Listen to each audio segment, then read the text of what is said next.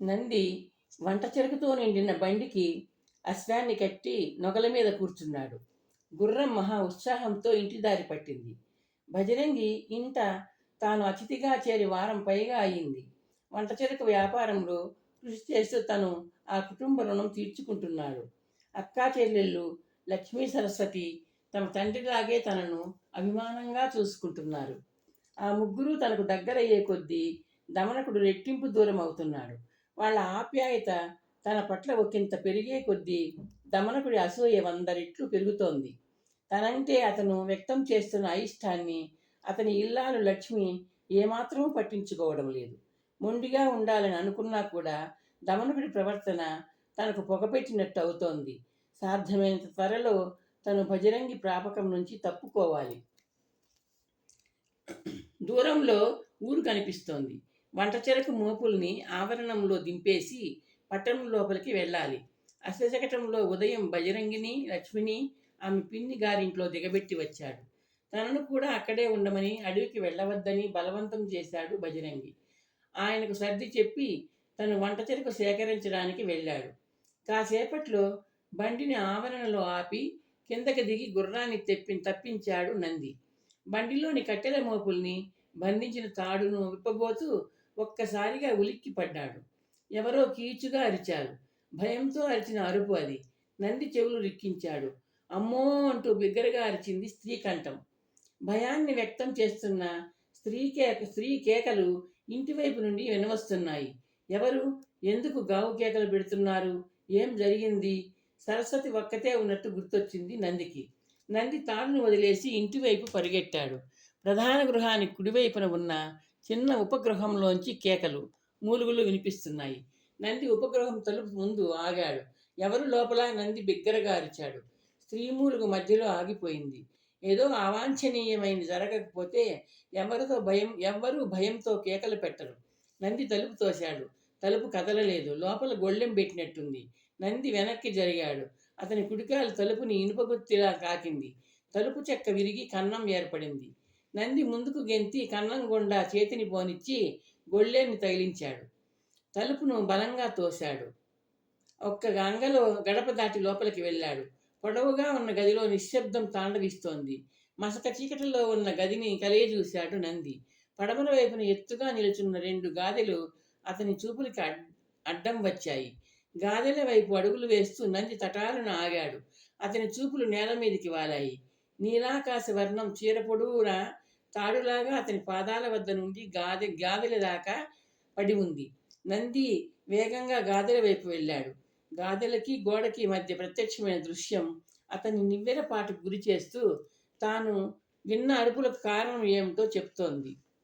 సరస్వతి శరీరం గోడకి తాపడం చేయబడినట్టుగా అతుక్కుపోయి ఉంది. నీలిరంగు పావడ, నీలిరంగు రవిక ఆమె శరీరానికి ఆచ్ఛాదనగా ఉన్నాయి. ఆమె పెద్ద పెద్ద కళ్ళు విచ్చుకుని వాలుగా తన వైపు చూస్తున్నాయి. ఆ కళ్ళల్లో ఎనలేని భయం ఎర్రగా ప్రత్యక్షమవుతోంది. ముఖం చెమటతో పూర్తిగా తడిసిపోయి ఉంది. ఆమె శరీరాన్ని గోడకి తాపడం చేస్తూ మరో శరీరం ఉంది. అది నడుము నుంచి పైకి నగ్నంగా ఉన్న శరీరం. అది పురుష శరీరం. ఆ పురుష శరీరం దమనకుడిది. వెడల్పుగా బలిష్టంగా ఉన్న అతని వీపు చెమటతో మెరుస్తోంది. అతని ఎడమ చెయ్యి సరస్వతి కుడి భుజం మీద ఉంది. కుడి చెయ్యి ఆమె నోటిని బలమైన పటిష్టమైన మూతలా మూసి ఉంది. దమనకుడి తల పక్కకి తిరిగి ఉంది. అతని మెడ బలిసిన ఆబోతు అరులా పొంగి ఉంది. కళ్ళు ఎర్రగా నందిని చూస్తున్నాయి. ఆమె మీద నుంచి చేతులు తీసేయి, నంది ముందుకు నడుస్తూ అన్నాడు. నరికేస్తా, పోర అవతలకి. దమనకుడు పళ్ళు కొరుకుతూ అన్నాడు. చేతులు తీస్తావా? చేతులను తీసేయమంటావా? నంది దమనకుడి కళ్ళల్లోకి చూస్తూ ముందుకు అడుగులు వేస్తూ అన్నాడు. దమనకుడి బుస అతని ఆగ్రహాన్ని నందికి తెలియజేసింది. అతని ఆగ్రహాన్ని, ఆవేశాన్ని నంది కళ్ళకు కట్టుతున్నట్టు సరస్వతి భుజాన్ని కర్కశంగా నొక్కి ఉంచిన అతని ఎడమ చేతి కండరాలు కుబుసం లోపల దాగిన పాముల్లా కదులుతూ పైకి ఉబ్బాయి. అతని పెదవులు, దవడలు అదురుతున్నాయి. నంది తన దగ్గరకు రాగానే దమనకుడు ఎడమ చెయ్యి మెరుపుల్లా కదిలింది. తన కంతవైపు దూసుకొస్తున్న దమనకుడి చేతిని చూస్తూ నంది కొద్దిగా ముందుకు జరిగాడు.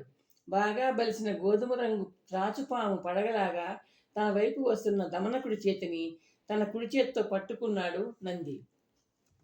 నంది వేళ్ళు దమనకుడి మణికట్టు చుట్టూ ఇనుప చువ్వల్లా చుట్టుకుంటూ బిగుసుకున్నాయి. మెటికలు విరుగుతున్నట్లు చప్పుడైంది. దమనకుడు ఎడమ చేతిని విడిపించుకునే ప్రయత్నం చేస్తూ సరస్వతి నోటిని కప్పిన కుడి చేతిని చివాలను చాపి నంది గొంతుకుని పట్టుకున్నాడు. నంది ఎడమ చేయి కదిలింది. దమనకుడి కుడి చేతి మణికట్టును పట్టుకుంది. పట్టు బిగిసింది. కరకర శబ్దం వినిపించింది. నంది రెప్ప రెప్ప వేయకుండా దమనకుడి ముఖంలోకి చూస్తున్నాడు. అతని ముఖం మీద చెప్పలేని బాధ ప్రత్యక్షమవుతోంది. నంది వేళ్లు బిగిసే కొద్దీ దమనకుడి ముఖం వంకర్లు పోతోంది. భరించలేని బాధతో లోపల నుండి తన్నుకొస్తున్న మూలుగును పళ్ళ బిగువున ఆపుకుంటున్నాడు దమనకుడు. నంది తన చూపులను సరస్వతి వైపు మళ్లించాడు. భయంతో ఎగిరెగిరి పడుతున్న ఎద మీద చేతులు పెట్టుకుని వగరుస్తోంది ఆమె. భయం లేదు, వెళ్ళి చీర కట్టుకోమ్మా, నంది ఆమెను హెచ్చరించాడు. సరస్వతి వణుకుతూ తడబడే అడుగులతో గాదెల పక్క నుండి వెళ్ళింది. నంది 2 చేతులతో పట్టు ఇంకా బిగిస్తూ దమనకుడి చేతుల్ని కిందికి వంచాడు. ఆ ఆ ఆ అంటూ మూలుగుతూ కాలు పైకెత్తాడు దమనకుడు. నంది కాలు గుణపములా అతని మోకాల మీద ఆనింది. నంది ఒక్కసారి మళ్ళీ పట్టును కర్కశంగా బిగించి దమనకుడి చేతుల్ని వదిలేశాడు. దమనకుడి చేతులు వాడిపోయిన తోటకూర కాడల్లా కిందికి వేళ్లాడుతున్నాయి. కొద్దిగా ముందుకు వంగి నోరు తెరిచి నోటితో బుసకొడుతున్నాడు దమనకుడు. నంది అతని చేతి వేళ్లను చూశాడు. అవిప్పుడు వ్యాయామం చేయడం లేదు. దమనకుడు నిప్పులు కక్కుతున్న కళ్ళతో నందిని మింగేసేలా చూస్తున్నాడు. అతని మెడనరాలు పురెక్కించిన నులకల్లా అవుతున్నాయి. నంది 2 చేతులు 2 మెరుపు తీగల్లా కదిలాయి.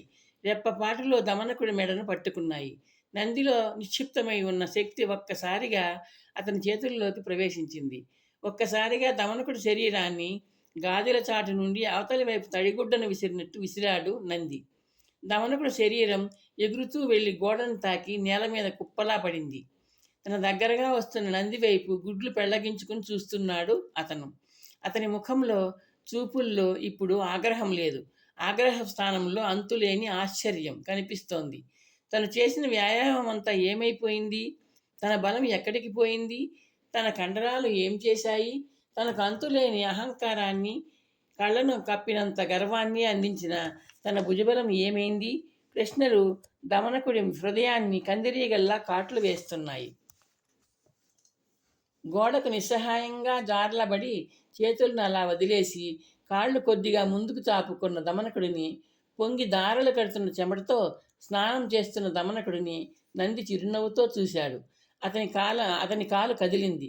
దమనకుడి పాదం మీద పాదం పెట్టి బలంగా నొక్కాడు నంది. దమనకుడు ఊపిరి బిగబట్టాడు. మెటిక విరిగింది. నీ నిరంతర వ్యాయామం నీ బలాన్ని పెంచలేదు, మదాన్ని పెంచింది. తెలుసుకో. మనిషి మరదల్ని చెల్లెలిలాగా చూసుకోవాలి. నిండు గర్భిణి అయిన నీ ఇల్లాలు నా చేతులకు అదృశ్య రూపంలో అడ్డు వస్తోంది.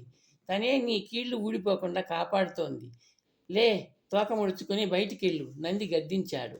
దమనకుడు వణుకుతున్న శరీరాన్ని అదుపులో పెట్టుకునే ప్రయత్నం చేస్తూ పైకి లేవబోతూ చేతుల్ని నేల మీద ఆంచి అప్రయత్నంగా మూలిగాడు. చేతుల సహాయంతో అతను లేవలేడని నందికి తెలుసు. నీ చేతులకి నంది గ్రహణం సోకింది. కనీసం 1 వారం పాటు అవి పనిచేయవు. పాదాల బలంతో లేచి పిక్కబలం చూపించు, నంది ఎగతాళిగా అన్నాడు. దమనకుడు ఎర్రగా దెబ్బతిన్నట్టు చూశాడు. ముందు మోకాళ్ళ సహకారంతో శరీరాన్ని పైకి లేపాడు. గోడకు వీపు ఆంచి అతి కష్టం మీద శరీరాన్ని పైకి లేపాడు. నంది వైపు చూడకుండా బలహీనంగా కదిలాడు. తన పాదాన్ని పీడనాన్ని రుచి చూసిన, కాలి మీద బరువు పడకుండా కుంటుతూ నడుస్తున్న దమనకుడి వైపు ఒకసారి చూసి నంది గోడకు ఆనుకుని నిలుచున్న సరస్వతి వైపు చూపులు మళ్లించాడు. సరస్వతి ఇప్పుడు చీర కట్టుకుని ఉంది. ఒంటి నిండా పైట కప్పుకుంది. ఆ మీద ఇంకా అలలాగా స్పందిస్తూనే ఉంది. తన వైపు చూడకుండా తలవాల్చుకుని శరీరం ఈడ్చుకుంటూ వెళ్తున్న దమనకుడిని ఆమె రెప్పపాటు లేని అగ్నిగోళాలాంటి కళ్ళతో చూస్తోంది. సరస్వతి, ఆ ఆబోతు చెంప పగలగొడతావా? నంది ప్రశ్నించాడు. సరస్వతి మెల్లగా తల తిప్పి నంది వైపు చూసింది. ఆమె పెదవులు కదిలాయి. ఆ నీచుడిని ఈ చేతులతో ముట్టుకోను, అక్కచేత వాతలు పెట్టిస్తాను. నంది నవ్వుతూ ఆమె దగ్గరగా నడిచాడు. గుమ్మం వద్దకు చేరిన దమనకుడు ఆగి తిరిగి చూశాడు. చెమటతో తడిసిన అతని ముఖం జిడ్డుగా ఉంది. కళ్ళు చింతనిప్పుల్లా ఉన్నాయి. నంది వైపు తదేకంగా చూశాడు అతను. ఇంతటితో కథ ముగిసిపోలేదు. నీ అంతు చూస్తాను. దమనకుడు పళ్ళు కొరుకుతూ అని గుమ్మం దాటాడు. నంది సరస్వతి వైపు చూశాడు. ఇలా ఎన్నిసార్లు ప్రయత్నించాడు? ఇదే మొదటిసారి. ఈ జాడ్యం ఇప్పుడే పట్టుకుంది. సరస్వతి పళ్ళు కొరుకుతూ అంది. నువ్వు జాగ్రత్తగా ఉండాలి. నువ్వున్నావుగా అన్నా, సరస్వతి గాద్గదికంగా అంది నంది ముఖంలోకి చూస్తూ. నంది అప్రయత్నంగా ఆమె భుజం మీద చేయి వేశాడు. సరస్వతి నంది ఎద మీద తలవాల్చి బలహీనంగా ఏడుస్తూ ఉండిపోయింది. నంది ఓదార్పుగా ఆమె తల నిమురుతున్నాడు.